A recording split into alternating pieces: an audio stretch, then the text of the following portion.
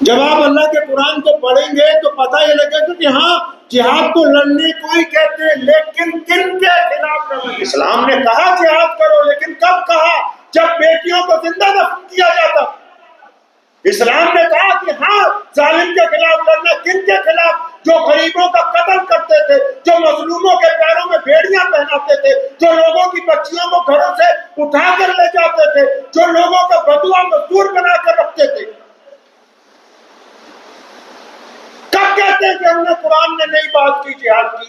لیکن اسلام کا جہاد اس سرجیکل سٹرائک کی طرح ہے جو صرف ظلم کے خلاف لڑنے کی بات کرتا ہے، جو آتنکواد کے خلاف لڑنے کی بات کرتا ہے، جو زیادتیوں کے خلاف لڑنے کی بات کرتا ہے، جو بیٹیوں کی عزت لوٹنے والوں کے خلاف لڑنے کی بات کرتا ہے۔ اسلام کے جہاد نے کبھی غریبوں کو مارنے کی، مظلوموں کو مارنے کی بات نہیں کی۔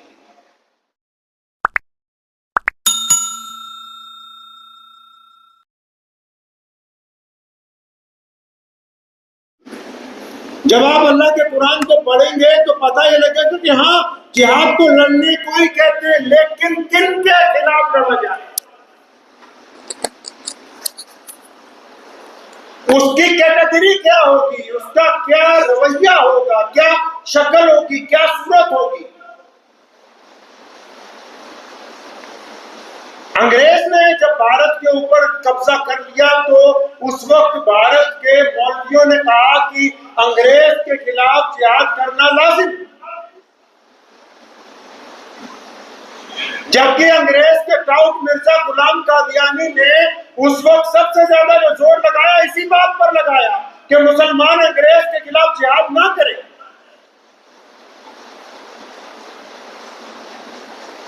حضرت محمد صلی اللہ علیہ وسلم کے جو صحابہ ہیں، سیدنا ابو بکر صدیق رضی اللہ تعالیٰ عنہ، سیدنا امیر المومنین عمر بن خطاب رضی اللہ تعالیٰ عنہ، امیر المومنین سیدنا عثمان ذی النورین رضی اللہ تعالیٰ عنہ، امیر المومنین سیدنا علی رضی اللہ تعالیٰ عنہ، مولا علی کرم اللہ وجہہ، امیر المومنین سیدنا حسن رضی اللہ تعالیٰ عنہ، امیر المومنین سیدنا امیر معاویہ رضی اللہ تعالیٰ عنہ، جتنے بھی مسلمانوں کے اولو العزم خلیفہ ہیں،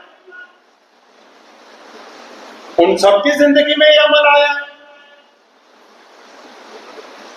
اس کا مطلب کیا ہے؟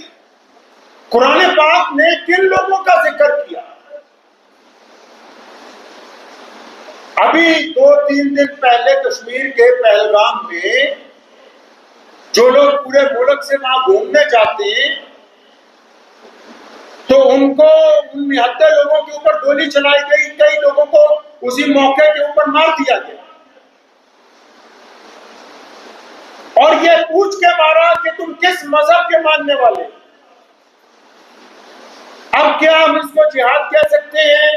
میں بڑی ذمہ داری کے ساتھ یہ بات کہتا ہوں کہ 1450 سال پہلے جب حضرت محمد صلی اللہ علیہ وسلم کے دور میں بھی جب وہاں کے قریب کے ملکوں کے لیے اسلامی فوجیں روانہ ہوئی تو قرآن نے، شریعت نے، اسلام نے، محمد رسول اللہ نے ان کے لیے کچھ قوانین طے کیے، اصول بنائے، ضابطے بنائے کہ کیسے جاؤ گے۔ اور ان میں پہلا ضابطہ کیا تھا؟ کیا حکم نامہ جاری ہوا؟ پیارے محمد علیہ السلام نے جو دنیا کے لیے رحمت بن کے آئے، کیا حکم جاری کیا کہ جانے والوں سپاہیوں سنو کہ جب تم نکلو گے تو جب نئی آبادیوں میں جاؤ گے، اگر سامنے کوئی نہتہ آ جائے، اگر سامنے کوئی ایسا آ جائے جس کے پاس نہ تیر ہے، نہ تلوار ہے، نہ بھالا ہے، نہ وہ تمہیں کوئی نقصان پہنچا سکتا ہے، تو یاد رکھو جو ہتھیار بند نہیں ہے اس کو مارنا جائز نہیں، اس کے خلاف لڑائی نہیں ہو سکتی۔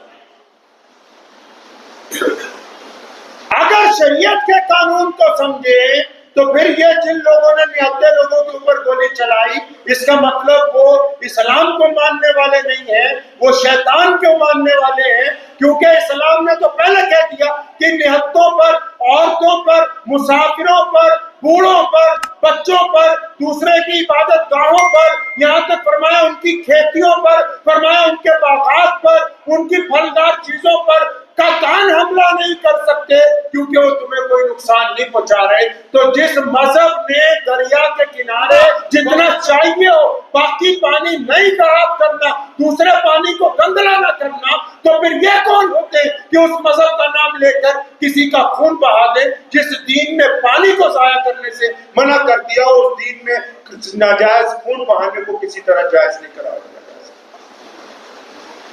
معنی ہی بدل دیے، مطلب ہی بدل دیا اسلام کا۔ کیوں؟ کیونکہ جو بدماشی کر رہے ہیں، جو آتنکواد پھیلا رہے ہیں، جو گنڈا گردی کر رہے ہیں، وہ تو چلا کے کہہ رہے ہیں کہ ہم بدماش ہیں، ہم نے اسلام کا پرچم پکڑ لیا، اور جو اسلام کے وارث ہیں، جو امن کے پیغمبر ہیں، جن کے ذمہ یہ دین دیا گیا، وہ خاموشی کے ساتھ تماشے بنے ہوئے اس گنڈا گردی کو دیکھ رہے ہیں۔ یہ کہتے کیوں نہیں کہ یہ جو سامنے اسلام کا نام لے کے دوسروں کو ناحق قتل کرتے ہیں، ان کا اسلام سے کوئی لینا دینا؟ اسلام نے کہا جہاد کرو، لیکن کب کہا؟ جب بیٹیوں کو زندہ دفن کیا جاتا۔ اسلام نے کہا کہ ہاں ظالم کے خلاف لڑنا، کن کے خلاف؟ جو غریبوں کا قتل کرتے تھے، جو مظلوموں کے پیروں میں بیڑیاں پہناتے تھے، جو لوگوں کی بچیوں کو گھروں سے اٹھا کر لے جاتے تھے، جو لوگوں کا بدوا مزدور بنا کر رکھتے تھے۔ کب کہتے ہیں کہ ہم نے قرآن نے نئی بات کی جہاد کی؟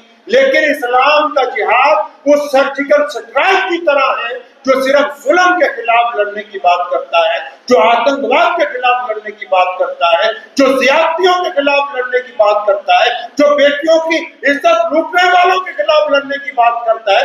اسلام کے جہاد نے کبھی غریبوں کو مارنے کی، مظلوموں کو مارنے کی بات نہیں کی۔ اس فرق کو سمجھنا ہوگا اور دنیا کو بتانا ہوگا۔ دنیا کو یہ بات بتانی ہوگی کہ اس دین نے، جس دین کو آپ یہ پروجیکٹ کر رہے ہیں، ٹیررسٹ جو ہے، کل کشمیر کے مسلمانوں نے پچھلے 4 دہائیوں میں پہلی مرتبہ وہاں کے گرینڈ مفتی نے بھی، وہاں کی الگ الگ مسلم تنظیموں نے پورا کشمیر بند رکھا اور اپنے افسوس کا اظہار کیا۔ میں یہ سمجھتا ہوں کہ ایسا جائز قدم تھا جس میں یہ بتانا ضروری تھا کہ جن لوگوں نے غریبوں کو یا مظلوموں کو یا بے قصور لوگوں کو، جو لوگ وہاں گھومنے آئے، ان کو تھوڑی پتا کہ وہ موت کے منہ میں آ گئے۔ کوئی اپنی بیوی کے ساتھ آیا، کوئی بچوں کو لے کے آیا، کوئی ماں باپ کو لے کے آیا، ان کو تھوڑی پتا کہ ہم موت کے منہ میں آ گئے۔ مارنے والے نے تو ان کا مذہب پوچھ لیا، لیکن اب بچانے والوں کی ذمہ داری بنتی کہ وہ اس بات کی وضاحت کرے کہ انسانیت جب ہوتی تو اس میں مذہب کو دیکھنا ضروری نہیں سمجھا۔ شریعت اس بات کا اعلان کرتی ہے۔ سیدنا عمر بن خطاب رضی اللہ تعالیٰ عنہ بیت المقدس پہنچے تو وہاں کی فتح کے بعد واپس نکل رہے تھے تو دیکھا ایک بندہ بھیک مانگ رہا ہے۔ فرمایا کون ہے؟ کہنے لگے یہودی ہے۔ فرمایا اس کو کھانے پینے کو کون سامان کیوں نہیں دیا جا رہا؟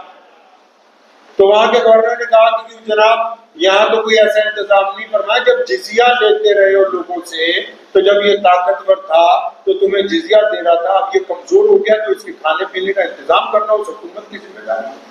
یعنی جو لوگ جب دولت مند تھے ٹیکس دے رہے تھے، آج غریب ہو گئے تو کیا ان کے کھانے پینے کی ذمہ داری حکومت کی نہیں ہے؟ دین اسلام نے یہ وضاحت کی ہے، یہ بات کہی ہے دوستوں۔ آج پورے ملک کے لوگوں کی یہ ذمہ داری بنتی ہے، خاص کر مسلمانوں کی۔ میں اس لیے کہتا ہوں کہ جو حادثہ ہوا ٹھیک ہے، اس سے 140 کروڑ بھارت کے لوگوں کے دلوں کو تکلیف پہنچی، لیکن میں ذمہ داری سے کہتا ہوں ایک امام ہونے کے ناطے کہ مسلمانوں کو ڈبل تکلیف پہنچی۔ وہ اس لیے ایک تو بھارتی ہونے کے ناطے کہ چلو ہمارے ملک میں ہماری بھائی بہنوں کے ساتھ، ہماری ہم وطنوں کے ساتھ ظلم ہوا، دوسرا مسلمان ہونے کے ناطے کہ جنہوں نے ظلم کیا، ایک تو ایسا ناپاک ظلم کیا، اوپر سے بدنامی کا داغ جو ہے وہ بھی ملت اسلامیہ کے اوپر لگا ہے۔ اوپر سے لوگوں کو تکلیف پہنچائی گئی۔ دہشت گردوں کا مقصد کیا ہوتا ہے؟ دہشت گرد کا مقصد کیا ہے؟ آج بہت سارے لوگ ملک کے کئی حصوں میں، سارے غیر مسلم افراد میں کچھ لوگ ایسے ہوتے ہیں جو نفرت کی بنیاد پر کسی سبزی والے کو، کسی ریڑھی والے کو پوچھتے ہیں تمہارا نام کیا ہے، تو وہ دہشت گردوں کا کیا مقصد تھا؟ دھرم پوچھ کے گولی مارنے کا. ان کا مقصد ہی یہی تھا کہ پورے ملک میں مسلمانوں کو غیر مسلموں کو آپس میں بانٹے تاکہ ان میں نفرت بڑھے. آج جو لوگ ان کی پیروی کر رہے ہیں وہ اس نفرت میں اضافہ کرنے کی کوشش کر رہے ہیں جس مقصد کے لیے ان دہشت گردوں نے یہ کام کیا ہے. اس بات کو بھی آپ ذہن نشین رکھیے، چاہے وہ مسلمان ہو یا غیر مسلم ہو، اگر آپ مصیبت کی گھڑی میں اکٹھے نہیں ہیں، اگر دکھ کی گھڑی میں بھی آپ کو ایک دوسرے کی نفرت نظر آ رہی ہے، اگر پریشانی کی گھڑی میں بھی آپ کو لگتا ہے کہ فلاں مذہب والا ایسا ہے، فلاں مذہب والا ایسا ہے، تو پھر اس کا مطلب آپ ایک اچھے شہری نہیں ہیں. آپ پریشانی کے دنوں میں، دکھ کے دنوں میں، سنکٹ کے دنوں میں بھی ایک دوسرے کی اگر نفرت کے پلان اپنے دل کے اندر رکھتے ہیں تو آپ کے دل میں ملک کا وہ درد نہیں ہے، وہ ہمدردی نہیں ہے جو دشمن کے سامنے اس بات کا اظہار کر سکے کہ پریشانی میں، دکھ میں ہم سب لوگ جو ہیں وہ اکٹھے ہیں. اظہار ہمدردی بھی کیجیے، دشمن کے خلاف اپنا اظہار بھی کیجیے، مذمت کا، نفرت کا، لیکن آپس میں پیار محبت کو قائم رکھیے، کیونکہ دشمن کا مقصد تو آپ کی محبت کو توڑنا ہے، آپ کے اتفاق کو توڑنا ہے، آپ کو ایک جٹ رہنے سے انکار کرنے کو سازش تیار کرنا ہے. اس لیے یہ جو ہم مذمت کرتے ہیں یا مذمت کر رہے ہیں یہ کسی دکھاوے کے لیے نہیں ہے، یہ ان جذبات کے تحت ہیں جو اللہ کے نبی حضرت محمد رسول اللہ صلی اللہ علیہ وسلم نے ہمیں عطا کیے ہیں. پاکستان کے مولویوں سے بھی کہتا ہوں کہ دل پہ ہاتھ رکھ کے بتاؤ، کیا ایسے آدمی پر گولی چلانا جائز ہے جس کے ہاتھ میں بندوق نہ پکڑی ہو؟ کیا کسی ایسے بندے کا قتل کرنا جائز ہے جو تمہارے خلاف لڑنے نہ آیا؟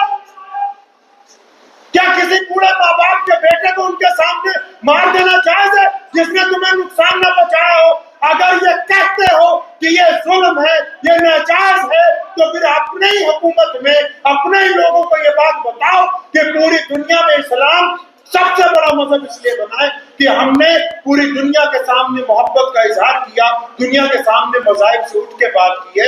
تو آج آپ کو بھی اس بات کی مذمت کرنی ہوگی کہ اگر کسی نے اسلام کا نام لے کے کسی کو قتل کیا ہے تو آپ کو اپنی زبان سے یہ کہنا ہوگا کہ اسلام ان قاتلوں کے ساتھ کوئی تعلق نہیں رکھتا. یہ ہمارے دین کی تعلیمات ہیں، یہ کسی کا خوف نہیں ہے، نہ کسی حکومت کی چمچا گیری ہے، نہ ہم کو کسی سے کوئی ریوارڈ چاہیے. جب انگریز کے خلاف ہم لڑے، جب ہندو پانی اور مسلمان پانی کے مٹکے ہمارے دادا نے توڑے، جب انگریز کے خلاف اس کے دانت کھٹے کیے، اس وقت بھی مقصد کسی کو خوش کرنا نہیں تھا، مقصد یہی تھا کہ ہم اپنی زمین کے لیے، اپنے رب کی رضا کے لیے لڑ رہے ہیں. اس بات کو آپ ذہن نشین رکھیں. بار بار کہتا ہوں مسلمانوں سے بھی خاص کر کہ جس طرح ملک کی آزادی میں آپ سب سے آگے تھے، آج دہشت گردوں کے خلاف بھی آپ کو سب سے آگے ہی رہنا ہوگا، کیونکہ آپ کے مذہب نے آپ کو یہ ذمہ داری ڈالی ہے کہ آپ کبھی ظلم کو برداشت نہیں کریں گے اور آپ کبھی ظالموں کے ساتھ نہیں ہو سکتے. وہ الگ بات ہے کہ جن کی کمیوں کی وجہ سے یہ ہوا وہ اپنی ذمہ داری نہ لیں. وہ الگ بات ہے کہ کچھ لوگ سیاسی روٹیاں سیکنے لگے، کچھ لوگ اس کو بھی دھندا بنانے لگے. میں نے کل ایک بیان سنا، پنجاب کے ایک شہر میں ایک بہت چھوٹا سا کوئی سیاستدان بول رہا تھا کہ مسلمانوں سے یہ کام کروا لو، مسلمانوں کو یہاں سے نکال دو. کان کھول کے اطمینان سے یہ بات سن لو، اس روئے زمین پر ہم پیدا ہوئے ہیں، ہمارے اکابرین نے ملک کی آزادی کے لیے قربانیاں دی ہیں، ہماری ہڈیاں اس ملک میں کھاد بنتی ہیں. دنیا کی کوئی طاقت نہ اس ملک کو ہلا سکتی ہے، نہ اس ملک میں مسلمانوں کو اپنی جگہ سے. نعرہ تکبیر، نبوت، نبوت، تکبیر. اور یہ جو ہم دہشت گردوں کے خلاف ہیں، دہشت گرد کان کھول کے سن لیں، چاہے وہ پاکستان کی طرف سے آئے ہوں، چاہے وہ دنیا کی کسی اور بڑی طاقت کے ماننے والے ہوں، ان کو کان کھول کے کہتا ہوں سن لو، اگر دہشت گردی کرنی ہے، اپنی اوقات اپنا نام لے کر کرو. اگر اسلام کا نام لے کے کرنے کی کوشش کرو گے، اگر مسلمانوں کو بدنام کرنے کی کوشش کرو گے تو حکومت اور تمام لوگ تو پیچھے ہوں گے، مسلمان پہلے تمہیں ختم کرنے کے لیے اگلی صف میں رہیں گے انشاءاللہ. کیونکہ ہمارا مذہب اس بات کی ہمیں اجازت نہیں دیتا. اور آج بھی ہم اپنے ملک کے ہندو بھائیوں کے ساتھ، سکھ بھائیوں کے ساتھ، دلت اور جینی بھائیوں کے ساتھ، بودھی بھائیوں کے ساتھ، جتنی بھی قومیں اس ملک میں رہتی ہیں، ہمارے بزرگوں نے ان کے کندھے سے کندھا ملا کے دیش کی آزادی لڑی ہے. آج بھی آتنکواد کے خلاف ہم اپنے دیش کے سبھی لوگوں کے کندھے سے کندھا ملا کے آتنکواد کے خلاف لڑتے رہیں گے انشاءاللہ. تو دعا کیجیے. ایک بار پھر کہتا ہوں پورے دیش کے مسلمانوں کو کہ جب کوئی نازک گھڑی آتی ہے، مجھے پتا ہے کہ آپ کے جذبات جو ہیں ہمیشہ سچے ہوتے ہیں. میں نے تو ایک بات بڑی ذمہ داری سے کہی ہے. ایک دن پولیس کمشنر صاحب کو بھی کہا تھا، میں کہا میرا موبائل اٹھاؤ، دیکھو اس کو واٹس ایپ. ہمارے موبائل بھی اس حد تک پاک ہیں کہ اس میں کسی قوم کے خلاف کوئی میسج آپ کو ملے گا نہیں. یہ بڑی ذمہ داری کی وجہ، چھوٹی بات نہیں میں کہہ رہا ہوں ممبر پہ بیٹھ کے. یہ بات ہمارے خون میں نہیں ہے کہ لوگوں میں نفرت پھیلائی جائے، کسی مذہب کے خلاف کچھ لکھا جائے. ہمارے نبی صلی اللہ علیہ وسلم نے ہمیں یہ سکھایا ہے. آپ کو یہ کہنا چاہتا ہوں بھارت کے مسلمانوں کو کہ جب کبھی کوئی نازک وقت آتا ہے، کوئی ایسی دکھ کی گھڑی اگر دیش پر آتی ہے، تو اپنے بزرگوں کی طرح، اپنے بڑوں کی طرح اٹھ کے کھڑے ہوئیے، اگلی صفوں میں جا کے آتنکواد کے خلاف کھڑے ہوئیے، ان کو جواب دیجیے، تاکہ پوری دنیا کو ہم یہ بتا سکیں کہ دیش کے لوگ جو ہیں ہر ایک پریشانی کی گھڑی میں آپس میں ایک دوسرے کے ساتھ. تو دعا بھی کیجیے. وقت بھی ہو گیا ہے کہ اللہ تبارک و تعالیٰ ان باتوں پر مجھے بھی اور آپ سب کو عمل کرنے کی توفیق